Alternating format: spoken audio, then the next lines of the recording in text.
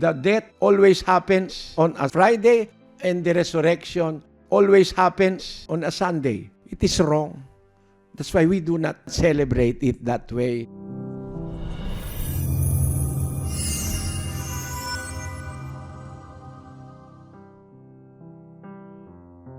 We follow the Hebrew calendar because the Hebrew calendar was the calendar used by the Lord Jesus Christ 2,000 years ago. He observed the Passover of the Jews. So he is with the Hebrew calendar.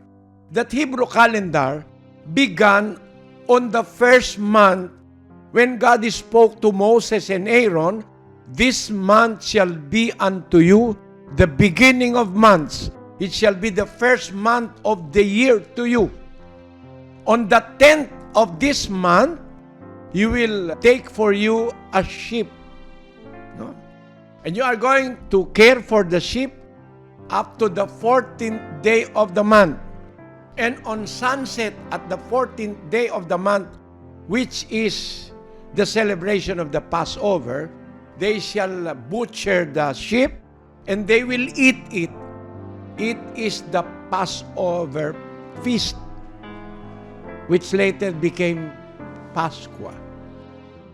That is in the Hebrew calendar, the celebration of Passover. The Passover in the Church of God, according to the Hebrew calendar, as the Lord Jesus Christ celebrated it, our celebration in the Lord's Supper, 13th of Nisan, because Christ celebrated it one day ahead of the regular celebration of the Jews. On Nisan 13, that is our celebration. So we celebrate feast according to the Hebrew calendar and according to the teachings of the Lord Jesus Christ. We will celebrate the Lord's Supper, very much like the celebration of the Passover of the Jews or the Israelites. So when you say, why do you guys do not celebrate Christmas? Because it is not in our calendar. It's not part of our belief. Why do we not celebrate Easter? Although we believe that Christ resurrected from the dead, but He did not resurrect in many different occasions, or every year the occasion shall be changed.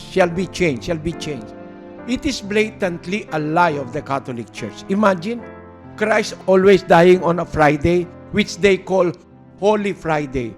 Every year, Christ is dying on a Friday to coincide with the Holy Friday. But that is wrong. That's wrong.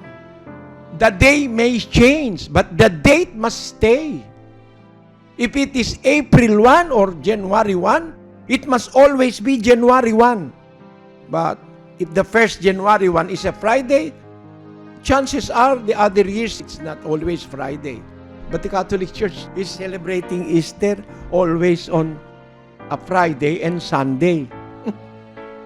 The death always happens on a Friday and the resurrection always happens on a Sunday. It is wrong. That's why we do not celebrate it that way.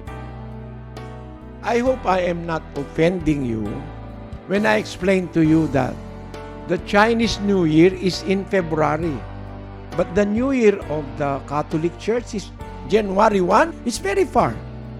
And our New Year, according to the Hebrew calendar, the first of Nisan, the first month of the Hebrew calendar, and the first day is Nisan 1. I hope I have helped you think things which are for millions and even billions of people in the world celebrating things which they do not understand.